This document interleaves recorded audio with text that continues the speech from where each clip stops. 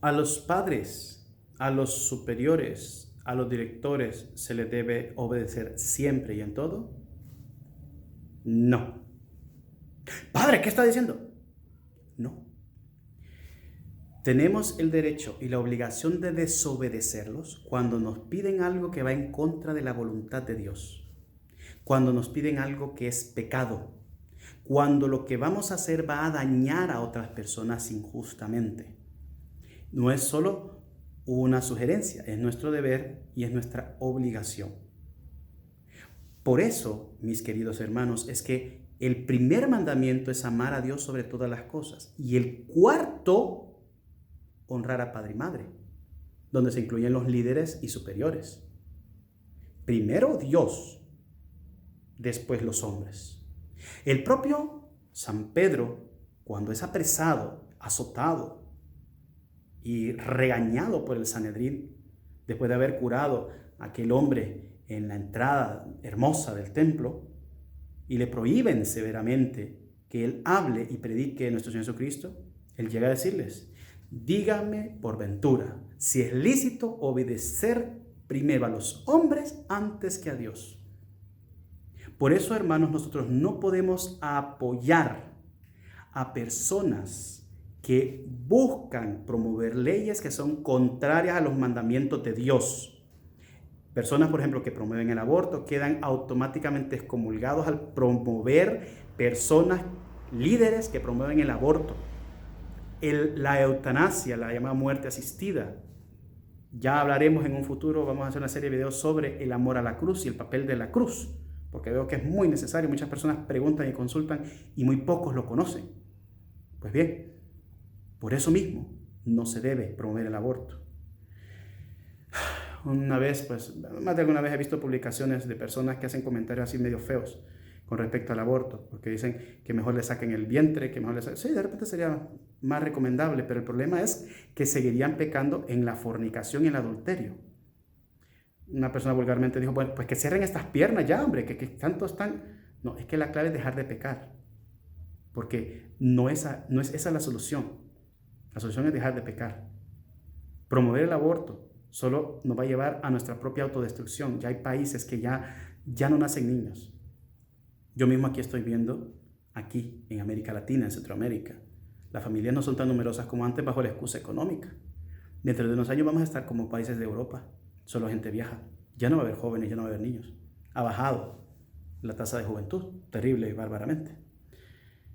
Pero, entre otras leyes, podríamos hablar, por ejemplo, no podemos apoyar la destrucción de un bosque protegido, solo por sacar madera.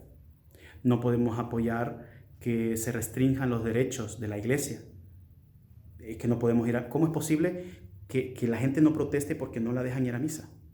¿Cómo es posible que la gente no proteste porque le dificultan el trabajo a la iglesia? ¿Cómo es posible que la gente apoye a políticos que solamente buscan sus intereses ideológicos por encima de aquellos líderes religiosos que realmente buscan y procuran el bien común? Solamente puedo entenderlo por acción del mismísimo Satanás. No puedo entenderlo de otra manera. ¿Cómo es posible que yo apoye a un líder político que después de haber estado no sé cuántos años en el poder siempre ha seguido robando y nunca ha hecho nada por nadie? Que sabemos que es un ladrón, que ha estado acusado con pruebas en la cárcel, que ha levantado grandes escándalos, que es una persona inmoral. En el fondo es porque yo también soy así. Yo apoyo el pecado del otro, voy a pagar las consecuencias del otro.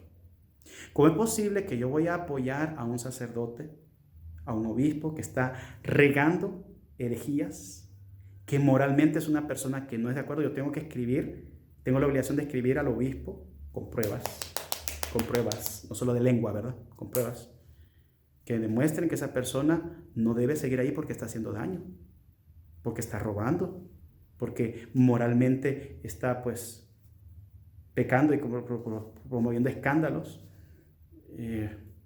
Recuerdo pues entre tantos y tantos que me tocó ver, pues de repente un sacerdote que promueve la homosexualidad. ¿Para qué lo sacan del ministerio? Eso no está en la Biblia, eso no es bíblico. Un sacerdote que promueve la comunión para los adúlteros, para aquellos que no se han casado por la iglesia, un obispo tendría que ser suspendido inmediatamente. Ah, es que es por... No, no es por bienestar de nadie. Eso no le hace daño, no le hace bien a nadie, solo daño. Atrae maldiciones de Dios, es un pecado y Dios no lo ve bien porque no es lo que Dios ha mandado. Y así podría decir una larga lista de cosas. Una larga lista de cosas. Quizás muchos de ustedes lo han sufrido. Yo tuve que sufrirlo en persona, de muchos sacerdotes, muchos religiosos, escándalos feos. Pero por eso hay que rezar por todos ellos. Por eso no debemos obedecerle. Típico, ¿no? Llega el vendedor al que la papá o la mamá le compró un mueble o un electrodoméstico. Llega el cobrador y dice el papá a la mamá, decirle que no estoy para no pagarle. O le dice, hoy no tengo dinero cuando tiene cómo pagarle. Desde chiquito le va enseñando al niño a ser mentiroso. Desde chiquito le va, si es varoncito, pues le va enseñando a, mira, vos sos hombre y lo que sea carne vos te lo comes, porque para eso sos hombre. ¿Qué padre de familia tiene el descaro de promover esto? ¿Con qué autoridad un padre de familia lleva a su hijo donde las prostitutas para que se haga hombre? ¿Con qué autoridad un padre de familia le pega a su hija de más de 20 años porque no se viste como una cualquiera y no se va a meter a fiestas o porque quiere consagrarse religioso, sacerdote? Y aún así hay que obedecerles. No, terminante, rotundamente no. Maldito el hombre que cree en el hombre. Bendito el hombre que cree y confía en el Señor. Primero Dios, ante todo. Cuidado. La obediencia no es servilismo. Es nuestro derecho, nuestro deber saber que cuando una ley es en contra de la voluntad de Dios, no obedecerla. A veces inclusive eso puede ser sinónimo de carácter. Se cuenta que San Bernardo lo primero que hacía cuando un novicio llegaba al convento es que lo mandaba a la huerta. Entonces él decía así: si después de una semana de estar solo trabajando en la huerta, en la tierra, no se queja y dice que no vino aquí para ser hortelano, sino para ser monje, sácalo porque no tiene vocación. Pero si se queja, tráelo para aquí para darle el hábito y que empiece a aprender las oraciones. O sea, a veces también hay superiores que lo hacen de una manera, ¿por qué? Porque tenemos que pensar. Decía Chesterton que cuando alguien entra a la iglesia se quita el sombrero por respeto, pero no se quita la cabeza para dejar de pensar. Porque también tenemos que pensar, buscar, como dice San Pablo, transformarse por la renovación de la mente, buscar lo que es bueno, lo que agrada, lo perfecto. No porque lo dijo el padre fulano, el obispo tal, o el líder tal, el político tal, tiene que hacerse. Analízalo, porque en el momento en que tú dejes de pensar, eres víctima de que otros te van a usar como un tonto útil y puedes condenarte por culpa de otro.